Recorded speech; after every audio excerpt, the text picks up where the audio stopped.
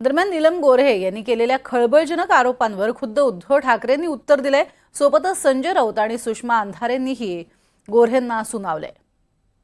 सगळी गैरगुजरी लोक आहेत, त्यांच्याकडे मी काही लक्ष देत नाही। एक महिला म्हणून आदर जरूर आहे, पण राजकारणात त्यांनी त्यांचं चांग भलं केलेलं आहे, ते तसंच राहावं। त्यांना 4 वेळा आमदार केलाय उद्धव साहेबांनी। त्यांनी किती मर्सिडीज दिल्या त्यांना? उद्धव साहेबांनी आमच्याकडल्या महिला आघाडीचा विरोध असताना 4 वेळा विधान परिषदेचा आमदार दिलाय, उपसभापती केलं। त्यांनी 8 मर्सिडीज दिल्यात का असेल तर त्या पावत्या वगैरे घेऊन आव्यात त्यांनी का? मातोश्रीवर सदा सर्व काळ पडीक कोण असायचं तर नीलम गोऱ्हे असायच्या।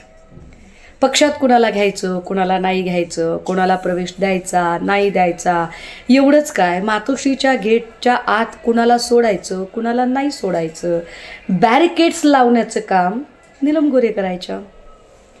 त्यामुळे 18 महिने 13 त्रिकाळ मातोश्रीवर पडीक असणाऱ्या नीलम गोऱ्हे यांना हा आर्थिक व्यवहार जास्त चांगला माहीत असेल।